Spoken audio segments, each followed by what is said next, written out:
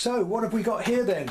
Well, if you've been following my channel for a while, you'll know that I've converted several of those cheap little foamy gliders that you can buy for 10 quid into radio controlled models. I've been through EDFs, biplanes, twins, singles, you name it, I've done them all. Oh, including my twin fusee, which is absolutely great. This year came up with the idea of building something that looked vaguely like a Hunter. Hence, here she is. Problem I had this year was there are only two colours in the shops. One was a green, which I didn't think was very practical, losing it in the long grass. The other one was a very leery pink. So I decided that it wasn't really on having a Hunter in pink. In other words, a pink Hunter. So I figured, what can I do to actually paint this or change the colour?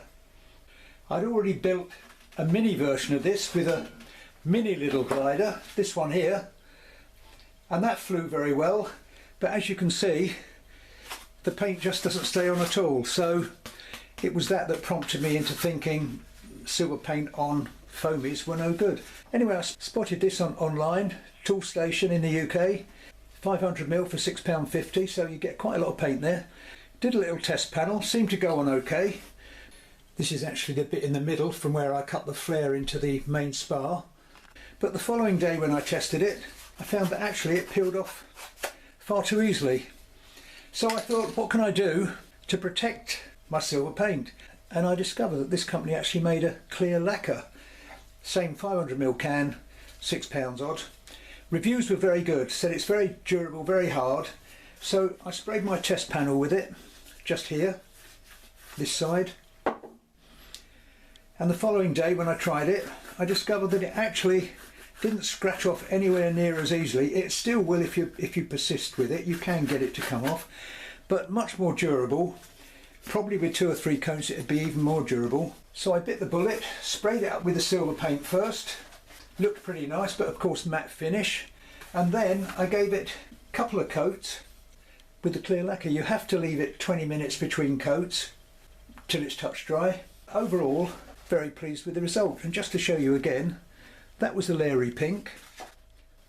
And that's what she looks like now. You can't really see the gloss very well in these videos, but you can see it better on photographs, but it does look good. I might risk giving it another coat now it's well and truly off. But I think it should survive mostly. If not, I can always touch it up with the silver paint. And as I say, I'm very well pleased with it. My first attempts at recolouring a foamy glider. I'm still waiting for aileron servos. Motor's going to be a little BR1806. And then it's going to be maiden time. As I showed you, I'd already built a small version of this Hunter. Build blog for this is online too, and the test flights. But if you'd like to see the maiden of this bigger version and the build blog, don't forget to hit subscribe down there. And if you've enjoyed this, please give it a like. And why not check out some of the other vids on my channel. But that's all for now. Hope you've enjoyed this and found it useful. It's certainly my first effort at trying to change the colour of a foamy plane, and I think it's worked very well. But anyway, that's all for now. I'll stop waffling on. Thanks for watching. Hopefully I'll catch you all again soon. Bye for now.